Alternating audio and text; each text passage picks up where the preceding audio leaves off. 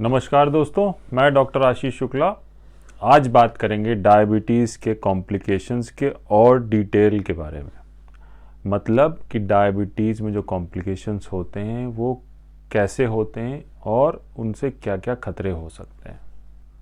तो वीडियो बनाने का जो मकसद है वो सिर्फ यही है कि आप डायबिटीज़ को और अच्छे से समझ लें, उसके कॉम्प्लिकेशंस को समझ लें।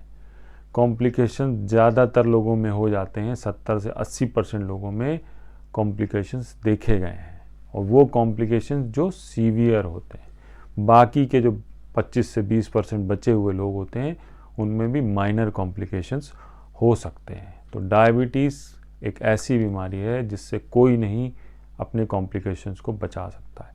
हम क्या कर सकते हैं कि इन कॉम्प्लिकेशंस को और अच्छे से समझकर उनको और डिले कर सकते हैं।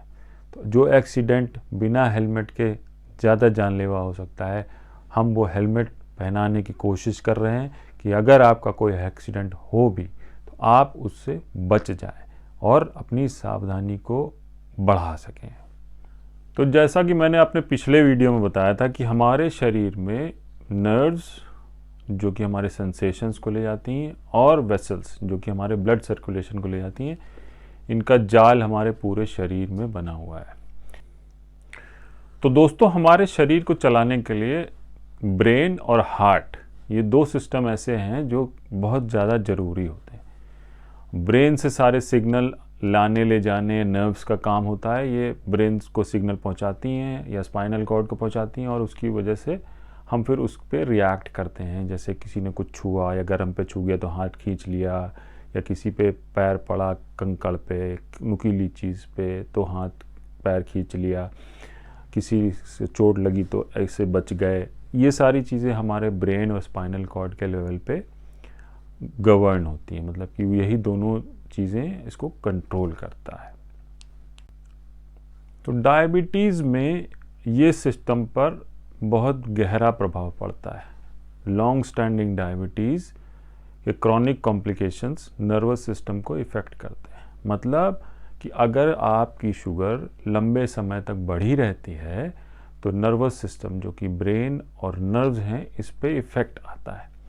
इफ़ेक्ट क्या आता है कि जो हमारे नर्व्स फाइबर होते हैं वो हमारे एक बिजली के तार के जैसे होते हैं। पूरे शरीर में हर जगह बिजली का एक तार गया हुआ है और ये धीरे धीरे इकट्ठा होकर के हमारे ब्रेन तक सारे सिग्नल ले जाते हैं।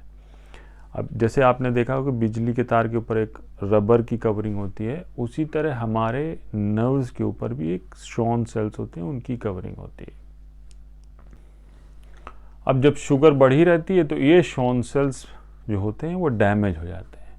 अब किस वजह से डैमेज होते हैं, इसमें क्या क्या फैक्टर्स आते हैं, इसमें नहीं जाएंगे, लेकिन ये शॉन सेल जो उसकी कवरिंग होती है वो डैमेज हो जाती है और इसकी वजह से वो जो नर्व होती है वो अपने कायदे से काम नहीं कर पाती है। उसी तरह से जैसे आप कोई पुराना तार देखेंगे और उसमें ऊपर की जो कवरिंग है अगर वो क्रैक हो गई है तो आप देखेंगे कि उसमें शॉर्ट सर्किट की संभावनाएं बढ़ जाती हैं। इसीलिए कहते हैं कि पुराने बिजली के तारों को बदल देना चाहिए। पर शरीर अपना ये जनरेशन सिस्टम, रीजनरेशन सिस्टम खुद करता है, लेकिन नर्व्स ये जब खराब हो जाती हैं तो रीजनरेट में बहुत टाइम लगता है और कहीं कहीं ये रीजनरेट नहीं भी होती हैं।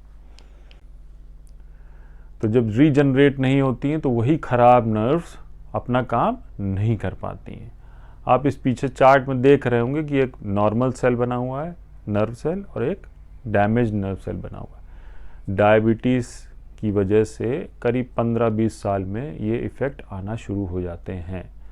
ये तब है जब आपकी शुगर ऑलमोस्ट नॉर्मल रहती है, पर अगर ये शुगर बढ़ी रहेगी तो ये चीज़ें और जल्दी सामने आ जाती हैं। तो ये समय घट करके 7-8 साल, 10 साल भी हो सकता है। तो जैसे हम लोग अपनी डेली लाइफ में क्या करते हैं, जैसे हमारे घर में बत्ती नहीं आ रही या किसी कमरे की लाइट ऑन करनी है तो पहले स्विच ऑन करते हैं और उसकी वजह से हमारा बल्ब जल जाता है या ट्यूबलाइट जल जाती है या पंखा चल जाता है या जो भी इलेक्ट्रिकल अप्लायंस हम यूज़ करना चाहते हैं उसको यूज़ कर लेते हैं। वो तब यूज़ करते हैं कि जब तार और सब चीज़ें एकदम परफेक्ट होती हैं। लेकिन जब वही सेम चीज़ हमारे शरीर में भी होती है, ये नर्व्स डायबिटीज़ की वजह से काम करना बंद कर देती हैं या इनका काम गड़बड़ हो जाता है। तो जो चीज़ इनको करनी चाहिए वो ये नहीं करती। अब ब्रेन में ये चीज़ नहीं होती है, तो क्या होगा कि हमारी ब्रेन की जो काम करने की क्षमता है, हमारे सोचने की जो क्षमता है और हमारे उस सोचने के बाद उस काम करने को एग्जीक्यूशन की जो क्षमता है वो कम हो जाती है।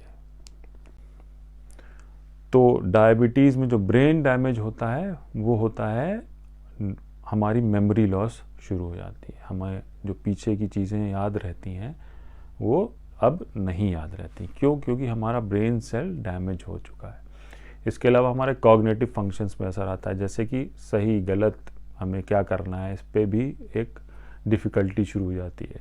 हम सही निर्णय सही समय पे नहीं ले पाते।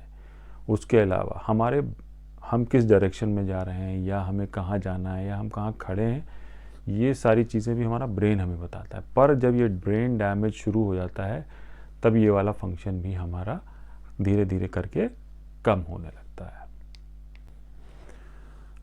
ये हुआ ब्रेन के अंदर कुछ फंक्शंस की कमी। अब ब्रेन से ही सारी क्रेनियल नर्व्स का मतलब ये 12 क्रेनियल नर्व्स दिमाग से ऐसी निकलती हैं जो हमारे अपर शरीर को पूरी तरह से अपने उसमें रखती हैं, कंट्रोल में। तो इनके फंक्शंस में भी कमी आना शुरू हो जाती है। सबसे इम्पॉर्टेंट होती आँख, कान में सुनना भी कम हो जाता है धीरे धीरे करके। एक एज की वजह से सुनाई कम देता है और दूसरा क्रॉनिक डायबिटिक कॉम्प्लिकेशन में भी धीरे धीरे करके सुनना कम हो जाता है। हमारी टेस्ट बड, ये भी एक सेंसरी इशू है, ये भी कभी कभी आगे चल करके टेस्ट कम हो जाता है। फेस की अगर बात करें तो डायबिटीज़ में बेल्स पैल्सी बहुत ही कॉमन होती है। बेल्स पैल्सी में क्या होता है कि एक तरफ का चेहरा जो होता है उसमें पैरालिसिस हो जाती है।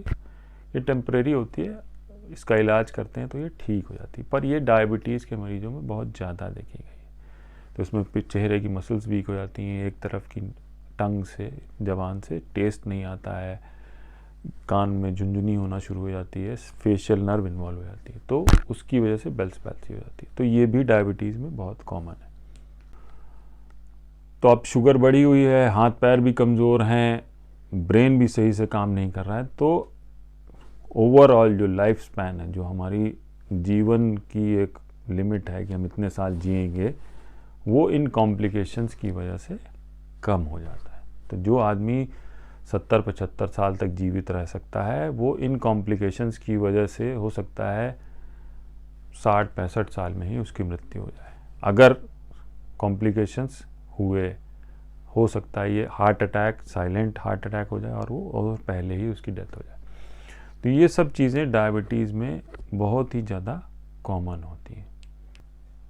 तो दोस्तों, इसी के साथ अपना ख्याल रखें, डायबिटीज़ से डरे नहीं, डायबिटीज़ को और अच्छे से समझें जिससे कि आप कॉम्प्लिकेशन से बच सकें। डायबिटीज़ से बहुत अच्छे से जीवन बिताया जा सकता है, बस उसको और अच्छे से समझना बहुत ज़्यादा ज़रूरी है। जितना ज़्यादा ज्ञान उतनी ज़्यादा सावधानी और उतनी ज़्यादा सेफ्टी।